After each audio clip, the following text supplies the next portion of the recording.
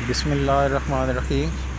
अस्सलाम वालेकुम नाज़रीन, मैं हूं आपका मेज़बान मोहम्मद अकरम। आप देख रहे हैं मेरा यूट्यूब चैनल। मौसम बरसात में मंडी लगी हुई है, मंडी मवेशी खारियाँ।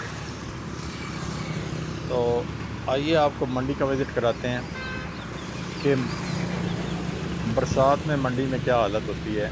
बहरहाल अभी बारिशें हुए 2 दिन हो चुके हैं, तो इसलिए वो उतनी हालत तो ख़राब नहीं है, लेकिन काफ़ी हद तक दुश्वारी होती है जब बारिश हो जाए। मंडी में लेके जानवर आना और उसे लेके खड़ा होना और उसे बेचना, फिर आगे व्यापारियों का लेके जाना, ये थोड़ा दुश्वार मरहला होता है। आइए आपको मंडी का विज़िट कराते हैं। ये आप देख रहे हैं मंडी का एंट्री दरवाज़ा है। यहाँ पर मोटरसाइकिल स्टैंड की एक लंबी कतारें लगी हुई हैं। जो व्यापारी आ चुके हैं, जिन्होंने माल ख़रीदना है या जिन्होंने बेचना है, वो इसमें अपना मोटरसाइकिल, जो मोटरसाइकिल पे आते हैं, वो यहाँ आके स्टैंड पे मोटरसाइकिल लगा देते हैं। स्टैंड के चार्जेस होते हैं, लेकिन ज़ाहिर है यहाँ मोटरसाइकिल की हिफाजत होती है, मोटरसाइकिल बाहिफाजत खड़े रहते हैं। ये गाड़ियों की भी लंबी कतारें लगी हुई हैं, जो लोडिंग अनलोडिंग के बाद यहाँ पर खड़ी हो जाती हैं। जो माल लेके आते हैं वो भी माल उतारने के बाद यहाँ गाड़ी खड़ी कर देते हैं। जो माल लेके जाते हैं वो भी यहाँ पर गाड़ियाँ खड़ी होती हैं। गाड़ियों में यहाँ से आप अपनी मर्ज़ी की गाड़ी ले जा सकते हैं।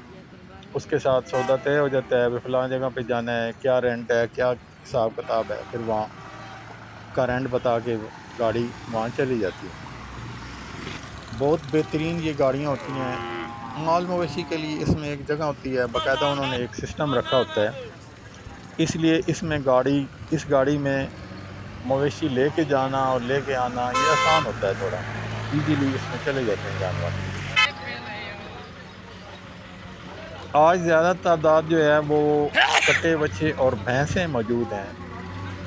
जिन भैंसों के साथ अपने बच्चे भी हैं, वो भैंसें आप देखेंगे, कुछ बच्चे तो दूध पीते नज़र आए, क्योंकि वो अपनी माँ के साथ मंडी में आए होते हैं। उन्हें नहीं पता होता कि हमने अब कहाँ जाना है, अब हमारी कहाँ ड्यूटी लगनी है। वो तो अल्लाह ही बेहतर जानता है कि ख़रीदार उन्हें लेकर कहाँ जाता है। लेकिन व्यापारी बेचने के लिए ज़ाहिर उन्हें मंडी में बच्चों को भी, जानवरों के जो बच्चे हैं उनको भी साथ लेके आते हैं, ताकि उनसे क्लियर हो कि ये भैंस, इसका ये बच्चा भी साथ है। ये दोनों का ही रेट जो है वो तय हो जाता है। फिर वो गाड़ी में डालते हैं, गाड़ी में डाल के वो जिस तरफ उन्होंने जाना होता है वो ले जाते हैं। फिर उसके साथ साथ भैंस के साथ साथ भैंस जो होती है उसका बच्चा भी साथ ही, या गाय है तो गाय का बच्चा भी। ये देखें, ये बच्चा एक दूध पी रहा है। बड़ी दिलचस्प मनाजिर हैं। आप देख सकते हैं कि गाय, भैंस, बछड़े यहाँ पे मौजूद हैं।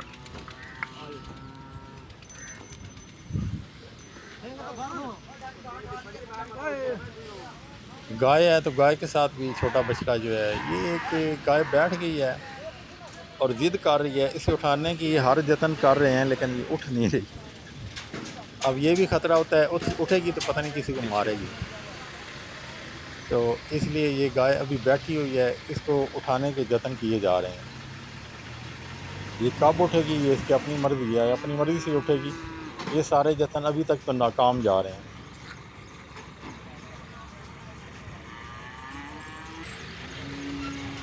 ये कुछ व्यापारी भैंसें लेकर, ये बड़ी खूबसूरत भैंस है, पिंक कलर। ऐसी ऐसी प्यारी भैंसें, बछड़े, कट्टे यहाँ नज़र आते हैं, जो वाकई खूबसूरत होते हैं, देखने के लायक होते हैं। उन्हें देखने को दिल करता है। ये लोडिंग अनलोडिंग का एक मकाम है। यहाँ से गाड़ियाँ लोडिंग अनलोडिंग, ये जानवर जो है यहाँ पर उतार भी लिए जाते हैं, आसानी से चढ़ा भी लिए जाते हैं।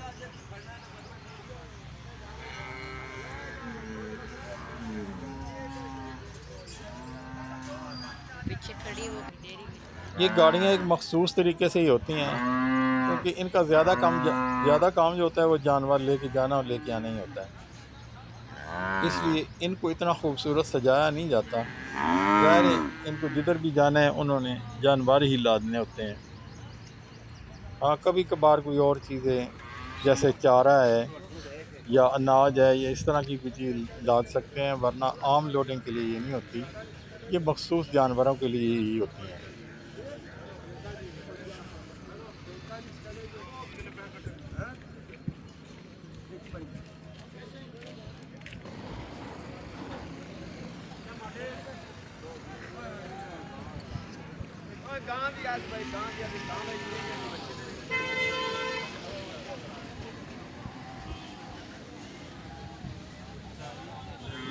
मेरे से ना बनती है ना बना सकती। क्यों? आइए आपको बाकायदा मंडी की तरफ लेके जाते हैं जहाँ पर सौदे हो रहे हैं। कुछ ख़रीदार मौजूद हैं, कुछ बेचने वाले मौजूद हैं। आइए उस तरफ आपको लेके जाते हैं।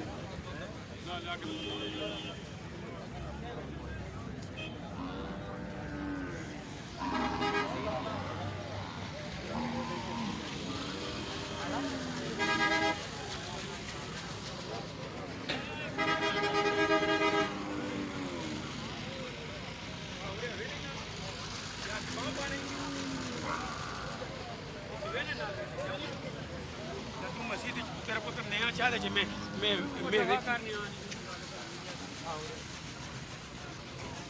खलोइया बुरा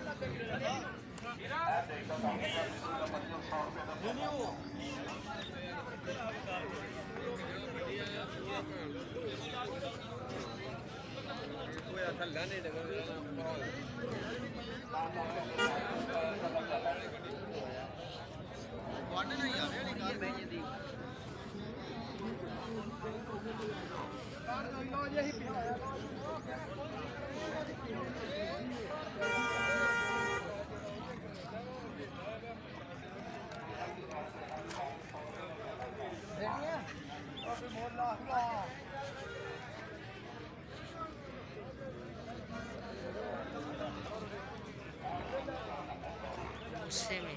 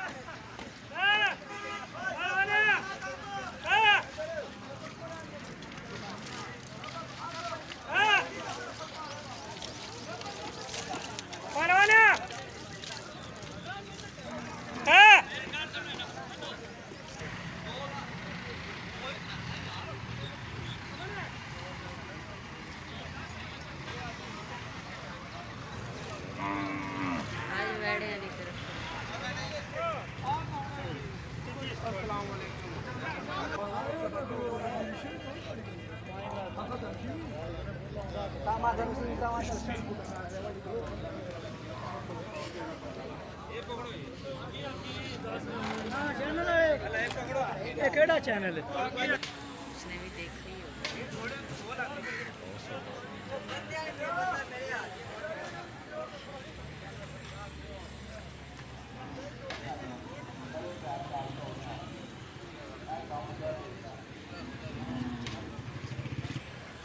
ਸਭੇ ਬੰਦੇ ਭਾਲੀ ਦਾ ਰੋਟੀ ਤਾਜ਼ੀ ਦਾ ਗਰਮ ਆਈ ਜਿਹੜਾ ਖਾਣਾ ਪੀਣਾ ਲੱਗਿਆ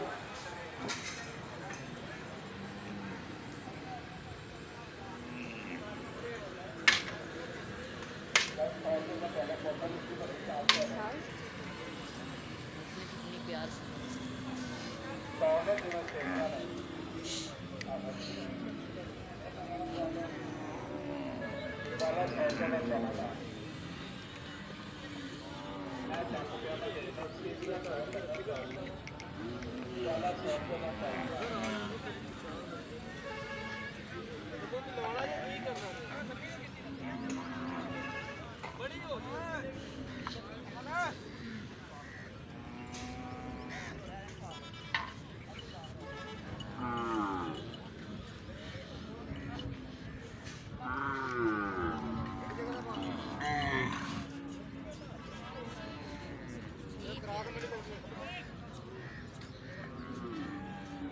ਸਭੇ ਕੰਮ ਥੋੜਾ ਜਿਹਾ ਮੈਂ ਬਣਾਇਆ ਸੌਦਾ ਸਾਫ ਸੁਥਰਾ ਹੋਵੇਗਾ ਰੋਟੀ ਤਾਜ਼ੀ ਦਾ ਗਰਮ ਹੋਵੇਗੀ ਆ ਕੇ ਨਾਲ ਖੇਤੀ ਦਾ ਪਰਚੀ ਕਰਾਂਦੇ ਜਾ